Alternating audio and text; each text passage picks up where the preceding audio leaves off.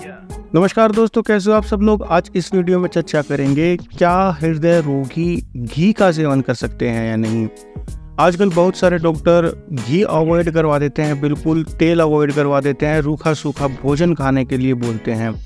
तेल के बारे में मैं इस वीडियो में चर्चा नहीं करूंगा, केवल घी के बारे में चर्चा करूंगा और अपना ओपिनियन दूंगा कि मेरे ओपिनियन से घी का सेवन करना चाहिए या नहीं।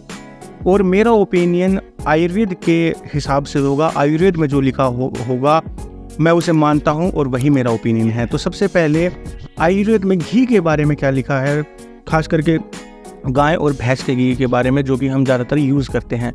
तो गाय का घी कफ नाशक बताया गया है, पित्त नाशक बताया गया है और वात नाशक यानी कि त्रिदोष नाशक बताया गया है। छोटे बच्चों के लिए हितकर होता है, स्मरण शक्ति को बढ़ाने वाला होता है, श्रम नाशक होता है यानी कि थकावट को दूर करने वाला होता है। जिनको यादाश्त की दिक्कत हो, भूलने की दिक्कत हो, चाहे छोटे हो चाहे बड़े हों, क्योंकि इसके अंदर मेधा शक्ति अच्छी होती है, तो उसके लिए अच्छा बताया गया है। और यह हमारी जो जठराग्नि है उसको प्रदीप्त करने वाला बताया गया है। मैं एक स्क्रीनशॉट भी लगा हो रहा हूँ ताकि और भी जो एक आधे गुण छूट जाएं वो आप इसमें अच्छे से देख सकें। इसके अलावा भैंस का जो घी होता है वह भी इसमें लास्ट में लिखा गया है कि जो नया घी होता है गाय का, उससे थोड़ा सा कम गुणकारी होने पर भी हृदय और मन के लिए काफ़ी अच्छा है। तो इसमें साफ साफ यहाँ लिखा हुआ है कि हृदय और मन के लिए काफ़ी अच्छा है। और बवासीर, IBS जैसे रोगों में भी यह बहुत अच्छा है। तो इसमें कहीं गाय के या भैंस के घी में कहीं यह नहीं लिखा है कि यह हृदय रोगी को नहीं खाना चाहिए। अब दूसरा एक और प्रूफ देता हूँ। अब एक इमेज लगा रहा हूँ, उसमें ये लिखा हुआ है कि घी का सेवन किनको नहीं करना चाहिए।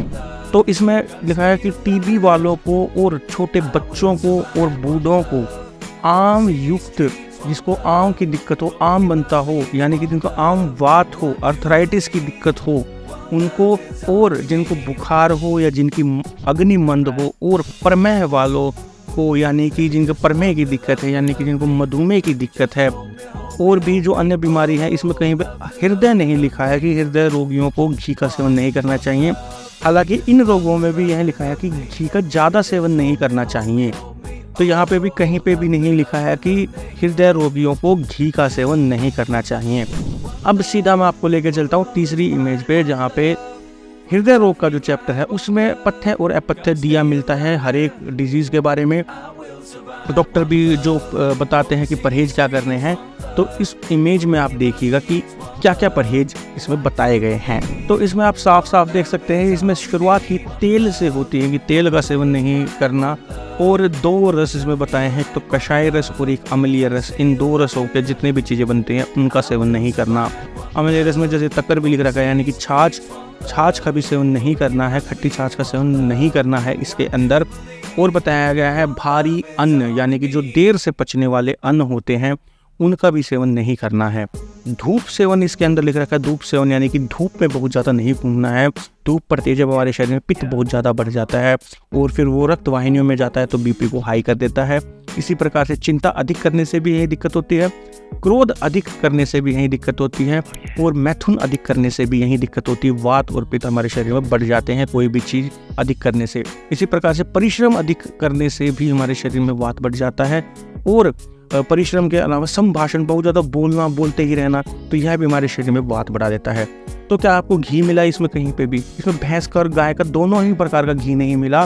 फिर भी कई डॉक्टर कहते हैं जो अलाउ करवा देते हैं उसमें गाय का घी अलाउ करवा देते हैं। वो इसलिए करवाते हैं कि थोड़ा सा वो हल्का होता है और अच्छा भी होता है। लेकिन इसमें आपको कहीं पे मिला, मैंने आपको 3 प्रूफ दिए हैं, इसमें कहीं पे भी घी की मनाही नहीं है। तो अब आ जाते हैं कंक्लूजन पे। तो अभी तक आपने जो देखा आयुर्वेद के हिसाब से, तो मेरा ओपिनियन यह है कि जितने भी हृदय के रोगी हैं वो घी का सेवन कर सकते हैं। लेकिन जहाँ पे घी का निषेध, एक दूसरी इमेज में मैंने दिखाया था, घी का जो निषेध है, अगर आपके हृदय रोगी के साथ साथ अगर आपको मान लो बुखार कभी हो गया या फिर TB अगर है, ठीक है, और जो उसमें 2-3 बीमारियां और जो बताई थी, अगर वो सब है तो घी का सेवन कम करिए। और उसके अलावा अगर आपकी मंद आग्नि है यानी आपकी पाचन शक्ति अच्छी नहीं है और आप पचा नहीं पा रहे हो चीज़ों को, तो आप घी का सेवन ना करें, मक्खन आदि का सेवन कर लें या फिर बिल्कुल कम मात्रा में सेवन कर लें।